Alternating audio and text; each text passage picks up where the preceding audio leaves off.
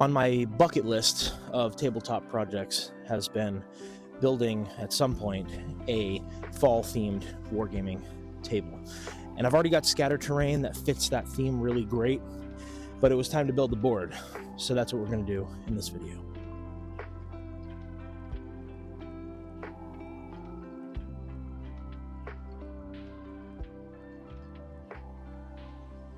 I just recently went through all of my craft supplies, organized bits, organized crafting materials. I say all. I went through most of it. And lately I've realized I've been making lots of $10, $15, $20 purchases, and more than I should be. 10 or 12 of those in the last month, and those add up. So what I'm going to try to do from this point until the end of the year is not buy anything else. And for the projects that I do on the channel here, I got a lot of plans for projects I want to do for upcoming games. The plan will be use what I have and only what I have.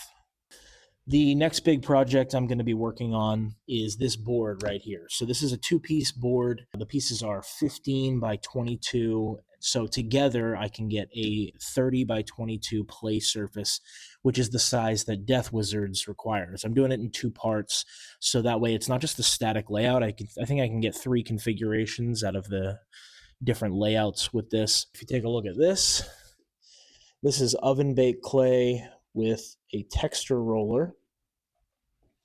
And what I'm going to do is glue those sparsely around the wood parts of the board here, and then everything that I don't have this on, I'll build up with some sand and then grass, vegetation. I've got lots of greens, but I also have orange and red, and so I'll sprinkle a lot of that in there. I've got some dried leaves as well. And so the goal will be this will look like an autumn village that's abandoned.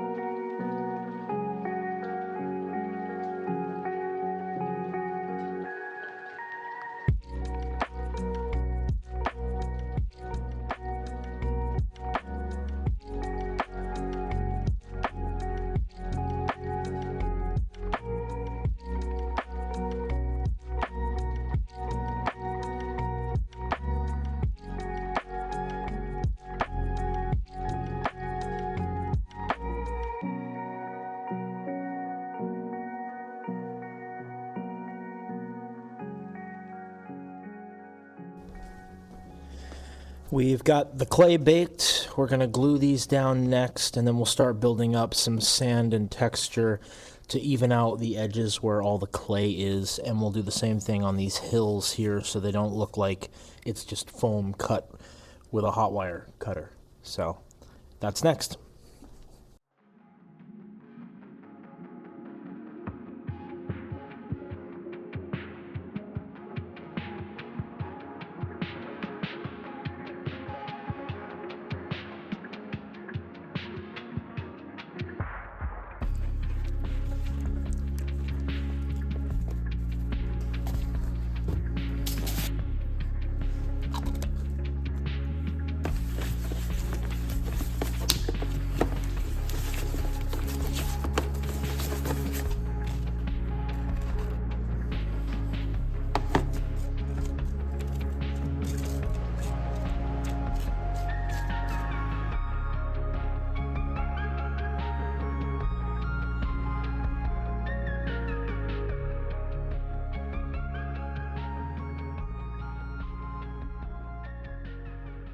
My overhead light isn't working anymore. Well, we've got our boards with their undercoat of paint, and the next thing to do is to take our different layers of vegetation and ground cover.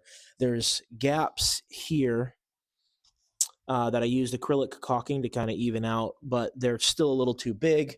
But we do this in layers like a cake, and then it'll even out all of that. And then I can decorate the stone a little bit more. So what are we using for that? Well, I found some like soaking wet wood that had mostly dried out. And I was able to crunch that up, and I got this brown ground color that I filtered. And so I have 2 layers of that. And so we'll start with that.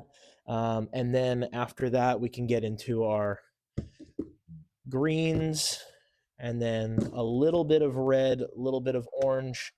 And on top of that, I've got a little bit of these dried up leaves that we'll put on. After that, I've got to seal all that in place really well with like a spray bottle after that's on and dries. And then this will be complete.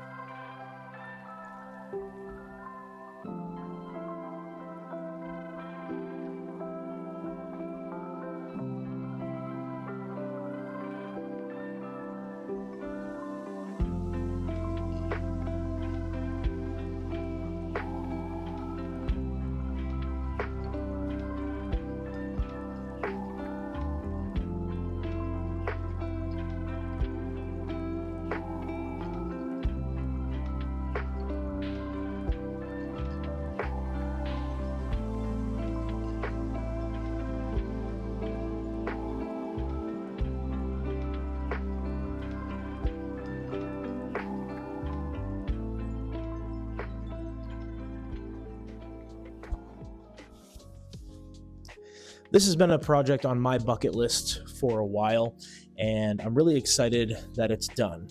There's definitely some things on this board that I would do differently if I had different materials or I wanted to spend a lot more time, but I was able to get this done in just a couple 2-hour blocks of crafting time, and it perfectly fits with what I already have, and it fits what I need it to do. I'm really excited to play Death Wizards on this board, but I'll be using this for a lot more than that, for skirmish gaming and for RPGs. It's really fun to just build the projects that hit the vibe that you want to go for in your games. There's something about an enchanted forest and the fall that really hits it for me. So if you liked the video, please, I'd love to hear from you what you think about this project and what you're working on. Leave a comment down below. Don't forget to subscribe. It helps out the channel so I know people are watching and enjoying. And that's it. Thank you for checking out the Arcane Parlor, and we will see you in the next video.